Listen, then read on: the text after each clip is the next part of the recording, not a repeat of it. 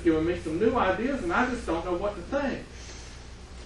I said, well, you just have to think that God sends people at the right time. And I went on to my room, and the next morning we had 3 inches of snow. And I made my snow cream.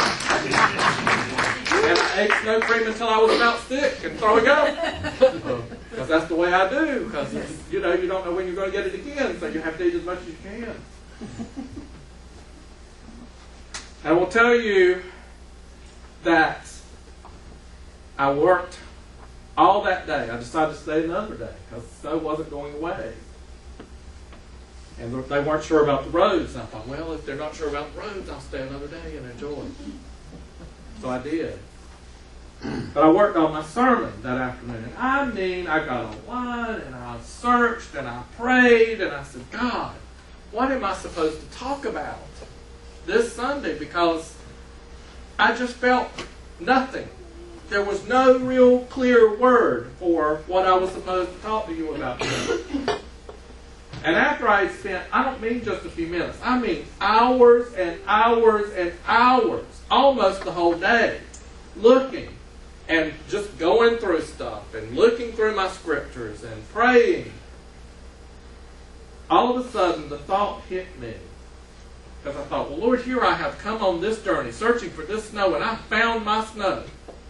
I mean, I've got to my destination, I found my snow, and I've got my snow cream, and I'm ready to go. And then, man, this has been a wonderful trip. And all of a sudden, it hit me that I was concerned about getting to the snow, and I hadn't really realized the time I spent with Karen was amazing. The things that she taught me in those hours on Sunday night, and the elation that I felt when I walked out of her house on Sunday night. It was like having a Pentecostal experience. And then on Tuesday, when I was back at her house and Colleen was there, and I hadn't expected to see her, that God had planted her. In fact, Colleen said, I was on my way home, and she said, I just decided, you know, there evidently is some reason I'm supposed to be at Karen's house, so maybe I need to turn this truck around and get back to Karen's house. You see, I had one plan, but God had another.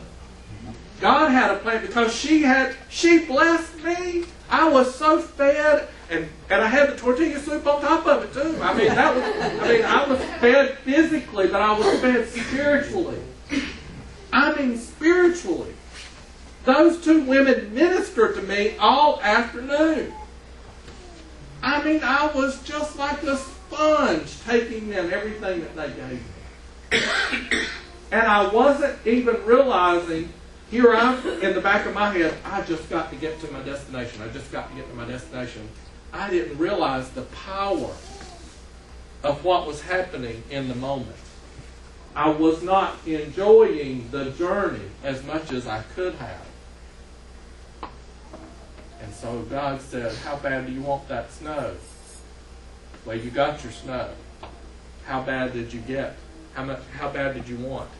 The rest, the fellowship, the nutrition that you got from them, the spiritual nutrition. And I just want to ask you today, how bad do you want what God has for you?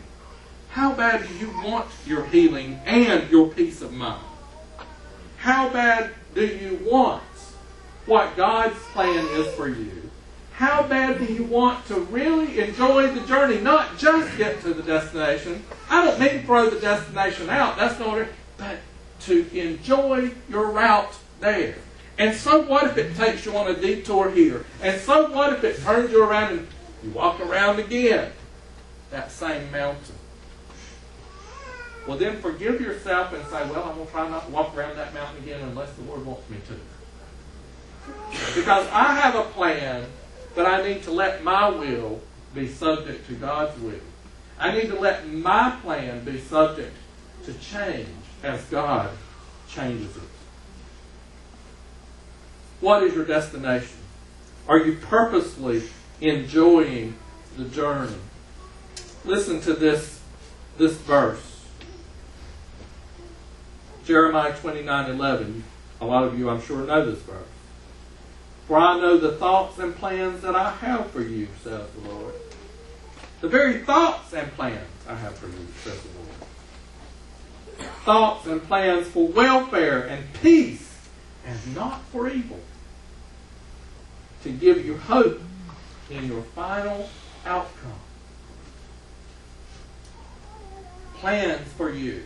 A purpose for you to enjoy the journey. As Stephen comes to lead the congregation in our sermon response, I want you to think about the journey.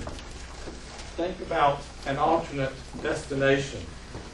If you're not enjoying it, if you're not where you want to be, then I will say, how bad do you want it? Do you want it bad enough to alter today's plan and let God's plan take over?